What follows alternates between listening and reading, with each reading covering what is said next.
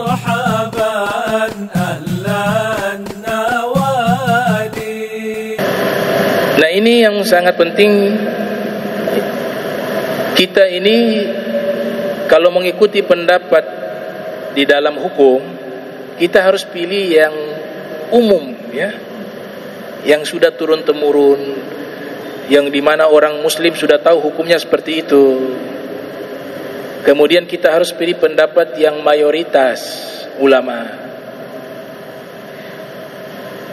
Kita kalau mau mencari, kita gak perlu bicara mazhab yang lain, ya, mazhab Syafi'i saja. Kalau mau cari-cari pendapat-pendapat yang nyeleneh, pasti dapat.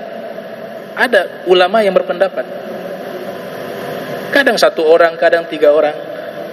Makanya ada salah satu kawan di dalam ilmu, seorang dokter di satu tempat. Beliau penyampaiannya bagus, tapi dalam masalah ini saya tidak sepakat. Ketika mengatakan, ini kan lagi diperbincangkan juga, imam sholat perempuan, makmum laki-laki. Umumnya bagaimana? Saya rasa semua kaum muslimin umumnya pasti menolak itu. Bagaimana imamnya perempuan, makmumnya lah laki-laki. Tapi kalau cari-cari pendapat ulama, tetap ada dalam mazhab Syafi'i. Ternyata ditelusuri, ada 3 tokoh ulama besar mazhab Syafi'i yang membolehkan imam sholat perempuan, makmumnya laki-laki. 3 orang. At-Tabari, ulama besar juga, lahir 224, wafat 310 Hijriah. Kemudian Al-Muzani, murid langsung Imam Syafi'i. Yang ketiga Abu Thawr Al-Kalbi. Baru dengar, ya?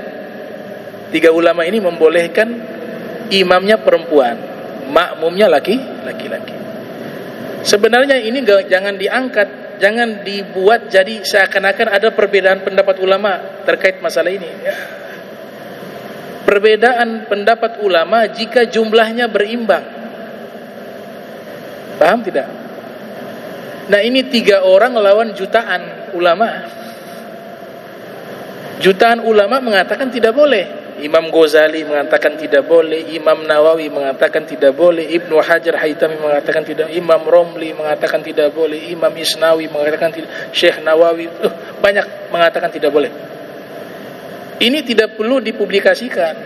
Saya sengaja sampaikan ini karena sudah dipublikasikan. Seakan-akan ini loh ada perbedaan pendapat. Ternyata ada juga ulama yang gak seperti itu. Pendapat ini gak bisa dijadikan hujah, bahkan gak layak disampaikan kepada umat. Karena 3 orang banding 1 juta misalnya. Saya gak tahu jumlah ulama, ya, kalau kita hitung sejak zamannya Imam Syafi'i wafat sampai zaman kita, bisa kira-kira bisa sampai jutaan ulama kalau kita sensus secara merata di seluruh dunia, ya. Masa yang 3 dikatakan khilaf dengan pendapat ulama yang jumlahnya bisa jutaan? Itu logika semacam apa? Gak ada istilah fikih semacam itu. Makanya tidak pernah kita dengar fatwa ini. Kenapa? Tidak dianggap sebagai hujjah, tidak dianggap sebagai hukum. Tapi kalau mau cari-cari tetap dapat. Buat tai kucing saja suci, cari dapat juga, ulama mengatakan. Imam Syaukani dalam Nailul Autar mengatakan kotoran kucing itu suci. Berkurban dengan hewan kurban betina yang sedang hamil, mayoritas ulama, umumnya ulama mengatakan tidak sah. Tapi kalau cari-cari apakah ada pendapat? Ada. Ibnu Rif'ah mengatakan boleh. Artinya apa? Jangan kita mencari pendapat-pendapat yang sudah dianggap tidak sebagai hujah dan melawan keumuman hukum yang sudah berlaku turun-temurun. Ya. Jangan, bukan khilaf. Kalau khilaf berbanding dan punya hujah yang kuat. Gitu. Itu pun sekali lagi, ya, mereka 3 ulama ini kita hormati sebagai imam besar. Hormati. At-Tabari mazhab Syafi'i, ini mazhab Syafi'i semua nih. Antum bisa lihat di kitab Majmu', Imam Nawawi menukilkan itu. tiga pendapat ulama tersebut, At-Tabari, Al-Muzani, Abu Thawr Al-Kalbi. Yang dua ketemu langsung Imam Syafi'i. Abu Thawr Al-Kalbi belajar ke Imam Syafi'i. Al-Muzani juga belajar kepada Imam Syafi'i. At-Tabari belajar kepada murid-murid Imam Syafi'i. Tidak bertemu langsung Imam Syafi'i. Yang menulis tafsir tuh, tafsir Jami'ul Bayan, itu juga seorang mujtahid dalam bidang fikih. Itu pun mereka mengatakan boleh imam perempuan makmum laki-laki hanya untuk sholat tarawih saja. Itu pun di dalam kitab Mufassal Ahkamil Mar'ah. Ada satu kitab namanya Mufassal Ahkamil Mar'ah. Dia mengatakan begini,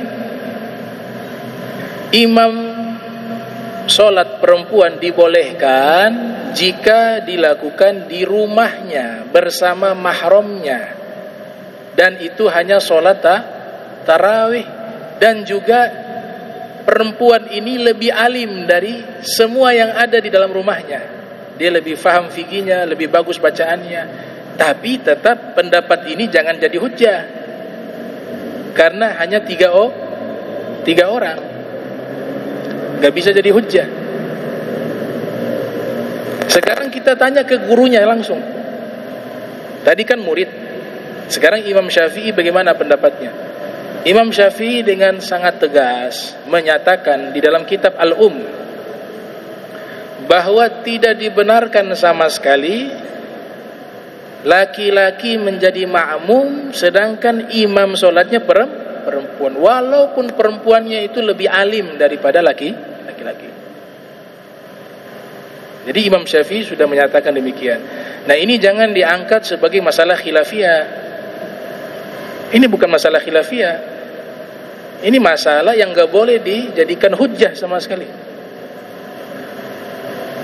Begitu juga khotib perempuan di sholat Jumat tidak boleh, kecuali sholat hari raya.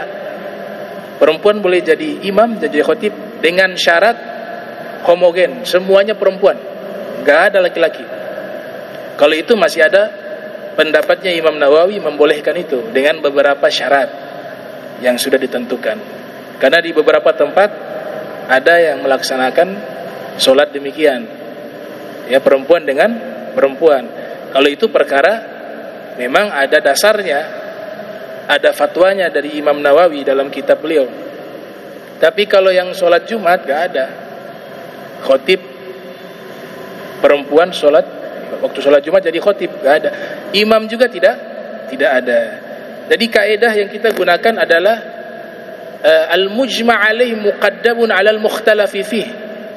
Kalau kita lihat ada perbedaan pendapat, ambillah pendapat yang mayoritas dan umum, yang sudah terjadi hukum tersebut turun-temurun. Jangan ambil yang baru, apalagi yang aneh-aneh semacam itu.